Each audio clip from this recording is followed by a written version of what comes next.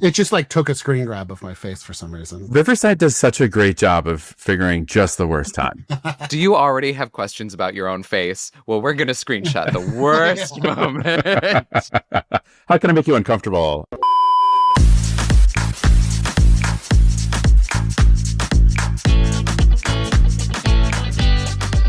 Welcome, friends, to Whyte Noise. I'm Michael. We're joined by Ryan. And we have Todd Masterson with us. Hi. Thanks for having me. Our fabulous guest judge this week.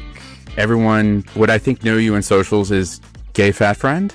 Yeah, I mean, that's pretty much my only online presence nowadays. I think so I texted Michael this morning, and I think we're all brothers in mayo, which I feel is like a really weird way to put it, but I think we all love mayonnaise here. It's a god tier condiment. Mayonnaise can go with everything. There's nothing that mayonnaise can't do. I love Ryan texted me last night and he was just like, just ahead of tomorrow's episode, how do you feel about mayonnaise? And like, that's a question. Do you feel like you're mayonnaise sandwich centric or like salad centric? Oh, everything. All of it. Dips. It's an amazing condiment for French fries or any fried food, really. I'll dip. Sometimes I'll feel saucy and just dip a potato chip in mayonnaise. I love Oh, mayonnaise. yeah.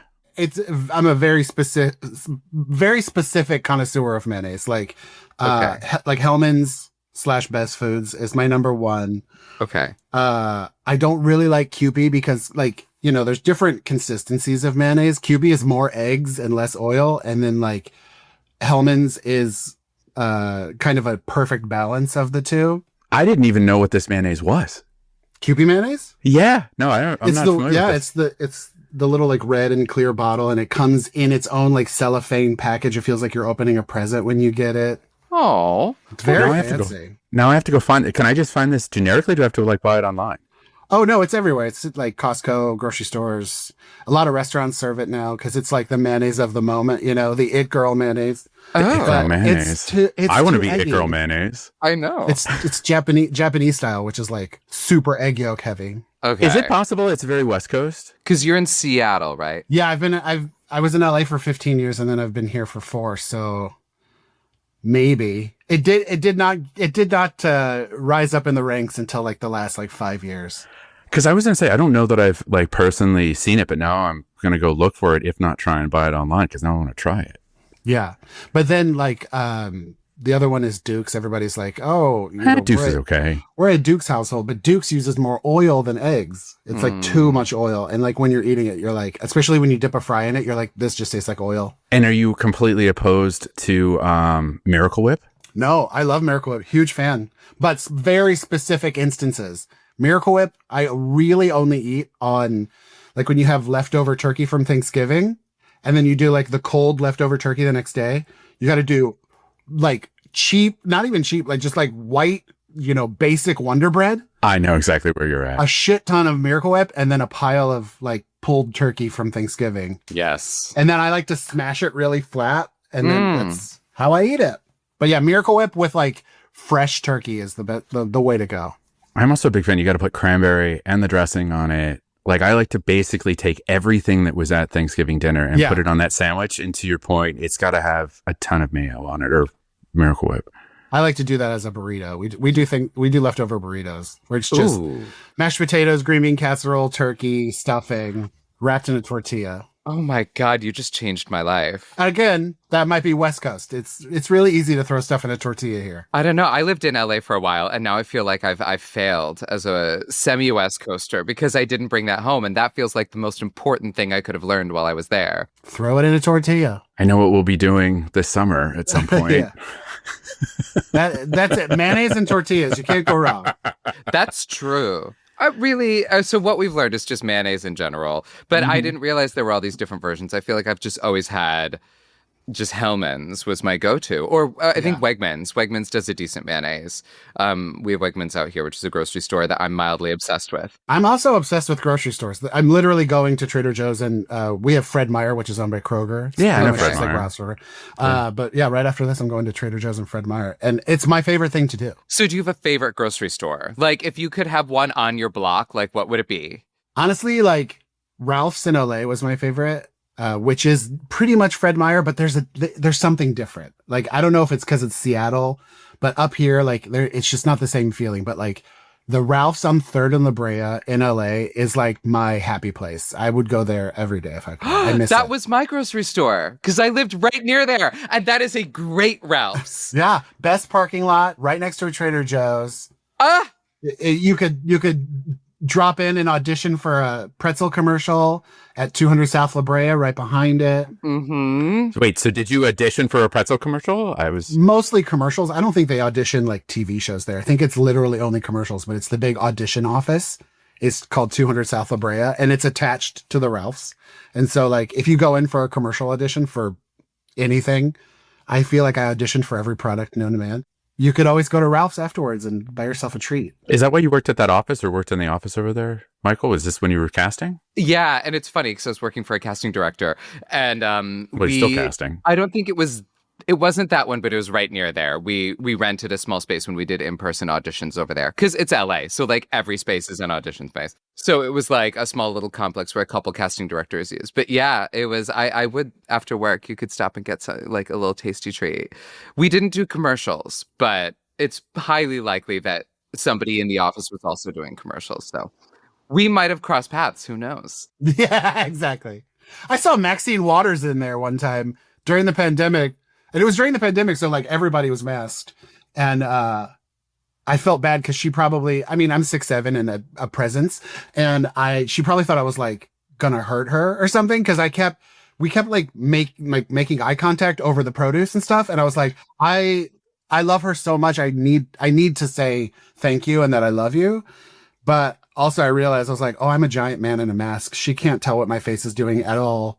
But finally, just in passing, I was like, excuse me, are you Maxine Waters? And she goes, yes. And I was like, I love you so much. Okay, have a good day. Bye. Oh, but that's very sweet. I really hope you made her day in that produce aisle. Well, I was going to say, Michael, per usual, we've like launched into it. And I was like, yeah, we'll introduce the podcast, which we didn't do. I always do that too. I always forget. We're literally the worst host. So far, we've lost the episode, but you have won for bringing up that Ralph's.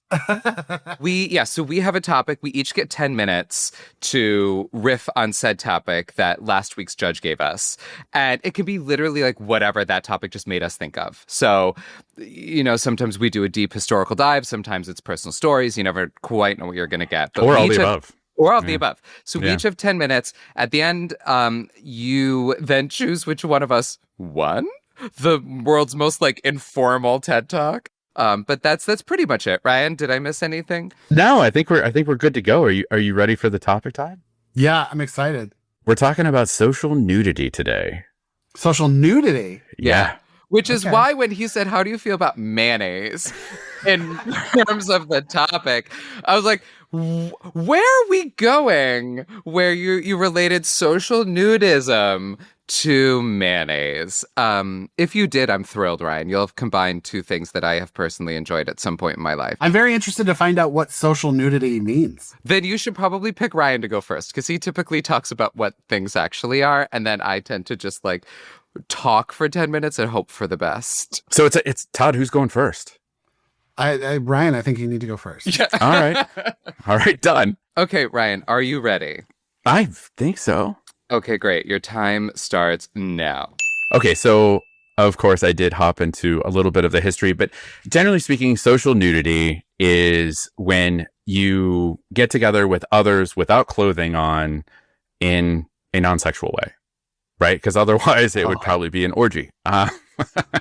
It's like a nudist column. So part of what I was going to talk about is like locker rooms, because locker rooms are probably the most common form of social nudity today, but I'll save that for a minute. I kind of had a general, like, I was like, what's the history of social nudity? And as you think about it now, we have a lot of controls or like norms around social nudity. And I'm like, how did we get here? So I don't think it's terribly shocking that the Greeks and the Romans were like, yay, naked. And it was really at the end of, I guess, is it the Roman period? What's their time? I don't know. When Italy was like, we got this. And then they didn't. But from first century BC to 5th century after Christ, It's at the end of 5th century that the Romans started to get a bit more modest. And go figure, this coincides with the expansion of Christianity in the 4th century. And it also kind of talked about the fact that a lot of indigenous cultures, I don't think that's terribly shocking, were predominantly naked and would only get themselves dressed for, ceremonial reasons or necessity. It's cold, right? Christians in the 4th century do their whole thing. Then we get colonialism, which is where then European Christians push their values across indigenous cultures worldwide.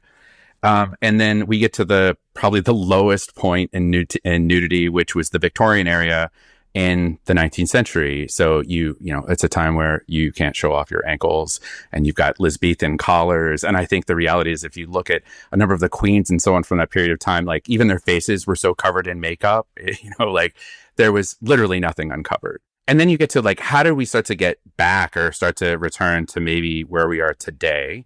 Right. And I looked up when photography started. First time we really had photography was like 1820s.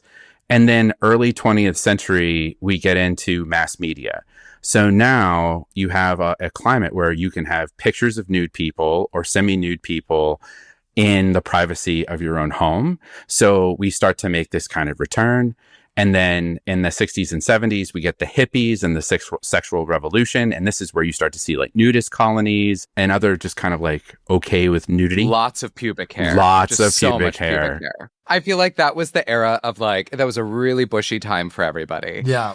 It was like you were out. Yeah, it was like people were naked, but you couldn't really see anything. You were just like, what's in there? Is that a spider's nest? But then we get to where we are today. So I was talking about nudity being a bit more regulated, but how we have certain cultures throughout the world that are a little bit more cool with it, which is like Germans and Scandinavians. And this reminded me of a time. So James and I, kind of early on in our relationship, that's my husband, went to Munich and did Oktoberfest, and we destroyed ourselves. And then our objective was to get up to Berlin. And James was like, let's stop at this crazy bathhouse on our way up to Berlin. So we pull off of the Autobahn. This bathhouse is massive. It has a wave pool. It has this multi-acre field with all of these little huts that were different sauna experiences. Like there was like a salt one and there's a hay one. And the only reason I remember the hay one, because I was like, this is disgusting. I don't know why anyone enjoys the smell of hot hay, but I guess there's someone who does something. Someone. A hay one. You had me until like a house full of hay. Yeah. We were like, I was like, I got it. That little piggy's house smelled terrible. Yeah, I was going to say, it's very Three Little Pigs. Didn't hang out long in that one. But we walk in and I've got my bathing suit in hand, and the woman checking us in points at the bathing suit and goes, 9. And I'm like, okay, so I guess it is what it is. We walk into the locker room. It's women, children, men, everyone butt ass naked. And then we're naked. And we like roam around. I think the kind of funny part is that we brought the average age down from dead. We were like the 2 youngest people. Right? That's like my neighborhood. Yeah. So, and then the other like funny memory is like, I remember this like German dude. He was like the instructor, and he had on this teeny ass little red Speedo, but he was doing water aerobics. So it was all these old people like doing this, like throwing their hands back and forth in the water, and there's very long boobs floating in the water. Like it was all this like incredible sort of memory, but maybe one of the most. And you can't get that out of your head. No, I will never forget this. It sounds like the gift that really kept giving. It was thank you to the Germans. Yeah. But it kind of bridges into the whole, locker rooms and like what I would say is probably the most common form of social nudity in our culture today. And I started to look at the perspective or like the continuum of the types of people that you get in the locker room. And I feel like there's kind of like four subtypes, right? You have your never nude. And this is the individual that always has on underwear. They shower in underwear. They walk around in the underwear. And you're like, I don't know how that's comfortable. Why are you wearing what underwear? Like this makes no sense to me. You have the towel tactician. And this is the person that will literally fall over trying to take off clothing underneath the towel to ensure that you never see anything. We've all seen that guy. Actually, I feel like that's the main thing you see these days. I'm always like, that just looks uncomfortable. And it's like surfers do that. It's like surfers will just do it, in a parking lot or at a beach when they're taking off their wetsuits and stuff. And they have it down to a science. That makes sense to me because they're out in a public parking lot, right? That I totally get. But if you're in like a men's locker room, who cares? Yeah. Like, and that's what I'm saying. That's where I kind of fall. Like, I wear my towel around. I don't prance around naked, but like, I throw down my towel. Also, people who walk around barefoot in any of these places, gross. But like, I take off my towel, I throw it down so I can stand on it, and I get myself dressed like a normal person. And then you have the guy who just runs around naked everywhere all the time. And you're like, this is a bit much. What's my time? Just out of interest. 2 minutes, 2.5 minutes. Oh, good. I think that's fairly well timed. So I worked out of college, I had an internship in New Jersey. And I used to get up very early to make it into the office and would always work out with kind of the same people.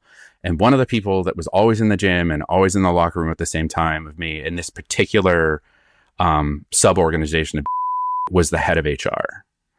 So the head of HR was probably, if I had to gamble the time, in his late 30s to early 40s. He was in incredible shape, like muscly, like very clearly had a focus on fitness in general. But he was the guy that you'd walk in and he would like have his leg up on the bench, butt naked. And you'd always, it was always like, like you're like, I guess this is your thing. But he took it to a new peak for me. The locker room, as it was set up, like you would walk through the door and it was kind of like a hallway. And if you continued on the hallway, you'd continue around and get to where like the bathroom stalls were. So there's like a wall there.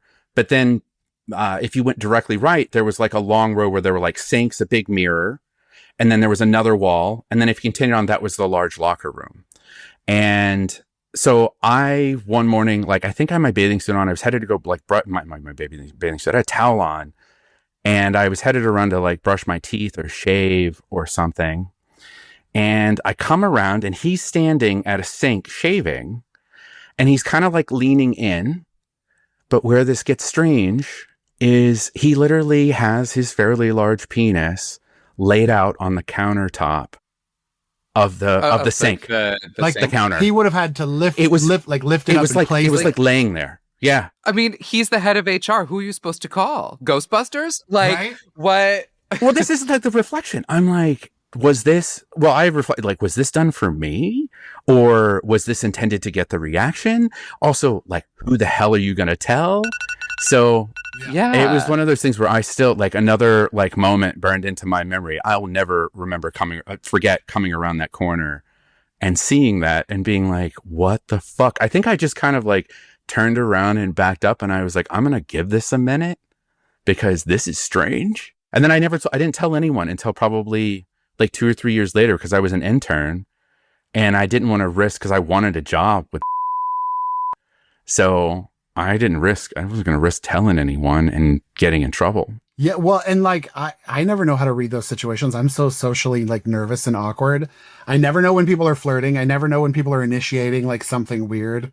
I never pick up on it. I'm so dumb to that. But then my brain goes a mile a minute. And so then I'm like, wait, is he flirting? Does he want me to touch it? What are we doing? I don't know what to do. Well, that's not fair to you, though, if somebody else already made it weird. And then you now feel weird. Yeah. So he just was shaving. Is that what you said? Yeah, he was just like shaving. Like he was kind of like leaned in, completely naked, penis laid up on the counter. I mean, I'm closer to a never nude than I am anything else. But I won't be like the guy that showers in underwear. I just won't shower in public. I'll be like, oh, gonna skip it. But yeah, I get cold so easily. So like, especially when I'm naked, I feel like my body just like shuts down temperature wise. So I would never be comfortable fully nude in a situation shaving in a mirror with my junk on the sink because I would be freezing cold. That's fair. I hadn't thought about that, but it's probably not comfortable. You're right, because those countertops are usually kind of cold. So why would you want to put a part of your body that has to stay warm? Well, also, is the counter clean? Did he wipe it down when he left? Like, there's so many things that come to mind. And also, like, to your point, like, I don't know how that was comfortable. Also, that goes to my theory that you can't eat dinner at everyone's houses because, like, what if he does that at home in the kitchen? Is his dick just like on the counter? Oh, yeah. When he's like making a salad? I'm not eating at his house. He must have loved, I've heard stories about Lyndon B. Johnson, the president, how famously had like a really, really big penis. And when he wanted to like intimidate foreign leaders, he would whip it out. Yeah. And like put it on the desk in the Oval Office. I don't know if this is true. That's the rumor, right? Apparently Milton Burrows did it too. Milton Berle did too. Yeah, well, if you've seen Milton Berle, I wouldn't be surprised if he had a big one. Apparently he had a giant penis and used to whip it out in meetings and be like, what do you think of this? Yeah. But can you imagine, like, like you're some coming people in are for a just meeting? so comfortable. I guess so. And probably doesn't even, he might not even have known his dick was on the counter. Maybe he was just comfortable in his body and it was just happening. Maybe if it's big, it's kind of heavy. Maybe it's more comfortable to like put the weight somewhere else. It's a support system. You know, maybe it's just weighing him down. And for a minute, he's like, I just need to lighten my load. All right. I guess I'll give this a whirl. Where are my notes in all my various pages? Okay, wait, I got it. All right, ready, set, go. Okay, social nudism. I think it's fun. The first time I personally experienced social nudism was when I was in college and I was traveling with friends. We were studying abroad and went to Barcelona and we wanted to go to the beach. And the guy who ran our Airbnb recommended this great beach. You got to go. And we go and it was a nude beach and he didn't tell us. And sort of Ryan, same with you. Like me with 3 of my good friends, we get off the train and we go and we like set up our spot on the beach and we just like slowly noticed, but all at the same time, that everyone around us was naked. And it was that feeling of like, and we were the weirdos. Like people were kind of glaring at us to be like, now you're making us uncomfortable. But again, it was like grandparents, families, children. Needless to say, we did keep our swimsuits on because one of our friends, sweet Dan Lovely, who's an incredibly Christian man and just couldn't handle it. But that was my first experience with it, and it was really awkward. And luckily, that changed. Like, there's a nude beach in New Jersey that I've been to with a bunch of friends. I've been to it. And I think it's really fun. Like, I love a nude beach now. It's great. There's a ton in Seattle. I learned last summer that there's nude beaches everywhere. I think the vibe is very cool. So I was curious, though. So because obviously there must be some benefits. And it actually made me think of Benjamin Franklin. Which, that's an image we all love, is naked Ben Franklin. I don't know about you. Every day I wake up and go, naked Ben Franklin. Because he would take air baths, right? Like when he was our ambassador to France, he discovered the joy of air baths, which he would do every morning. Because he believed it, helped. It was a good way to start his day, and he believed it had all these health benefits. So he would sit naked next to an open window, sit or stand naked next to an open window for at least half an hour. And that's when he would do his most sort of like deep thinking for the morning to be like, what do I have to do today and how am I going to work through it? And he found that really helped him, no matter the temperature. Although he did find that colder temperatures were slightly more difficult. And I could see how that would really wake you up for the day. I mean, you could have a cup of coffee or stand next to like a stiff breeze. Well, it's like the polar plunge that everyone does now after exactly. The gym or whatever. And so I actually looked into this as far as like the health benefits of outdoor nudism. And it was interesting. There is one thing I read that there is a direct correlation between communities who would go outside naked in the cold, and they would do it for all the same reasons that now people do ice baths. Very similar. But there are actual health reasons. I wrote a couple of them down. The first big one shouldn't surprise anybody. It boosts your vitamin D. If it's too cold, it doesn't boost my vitamin D. If you're in a group, you're going to see a lot of vitamin D. So it naturally, obviously, because you take it in through your skin. So the more skin that's exposed, the more vitamin D you can take in, which is also a mood enhancer. So it is a great way to, like, if you were to do that first thing in the morning, it's a natural, like, mood booster, which is kind of nice. Okay. Detoxifies your skin. And also helps improve circulation, actually, which I did not know is like giving your skin this much, like a much greater amount of sun can help improve your circulation. If you're sweating, obviously it's much better to be naked than to have clothes because it's not going to irritate your skin so much. Also, apparently there are toxins in your sweat, which I didn't know, that then if you're wearing clothes, your body then reabsorbs. And there's a reason you're releasing them. So there's that. Sleeping naked is obviously very good for you because your body has an easier time regulating your temperature. And ideally, you want to be cooler. Also, it promotes genital health and vaginal flora, specifically for people with vaginas. It's apparently very good to air out one's vagina at least once a day. You're supposed to like get like 10 minutes of direct sun contact on your genitals a day or something. It's really good. Because, yeah, it's a thing. Yeah, it helps with the growth of good bacteria, and then it helps your body get rid of bad bacteria, because bad bacteria can build up down there obviously very easily, no matter what genitalia you happen to have. Yeah. So Ben Franklin was like onto something there, which I think is just great. I think maybe we should all bring this back and be more like European and Scandinavian countries, because in America we're such prudes with this. Oh, 100%. Yeah. And when you read about this, Ryan, you're right. Like Germany is one of the countries that sort of is one of the leading like nudist, where it's so socially acceptable. And I feel like many countries, like I remember being in Turkey and going to my first it was Turkey and then Hungary, where I went to like baths, and you're right, like everyone's just running around naked. So the other big thing that's really good with this is also psychological benefits. Of everything I read was that actually the psychological benefit of social nudism is even better than the physical ones, because if you see more, and every I read multiple articles, all of them phrased it quote unquote, if you see more normal bodies, whatever that means to you, it boosts your self-esteem, because we do obviously live in an age where typically the only semi-clothed or naked bodies you see are a certain body type, and for the most part in like general mass media. So if you are routinely exposed to other naked bodies of all various shapes, sizes, ages, it makes you feel much better about yourself. And they've done a lot of studies. They did one a couple of years ago that I read about with like almost 800 people that they interviewed them before about their body image, and then they went to multiple nude events, like social nude events, and then talked to them after, and every single one, their body image had improved, just because they felt more comfortable in their skin. So I thought that I was just like, okay, so this is actually like, it's good for you to go and just like be around a bunch of naked people and be like, here we are. Like, and you know what? My body's beautiful just the way it is. You're less likely to focus on the negatives and focus more on the positives. Part of my thing too is like, I'll take my shirt off anywhere. I'll take my shirt off in a grocery store. I don't care. Is that what you're going to do this afternoon? It's topless Trader Joe's. It's what I do on Saturdays. Nice. Because that's how I am too. I'm just like, you know, everybody should be seen. But I just don't want to like from the waist down. I don't want to go completely nude. That's where I draw a line. That's fair.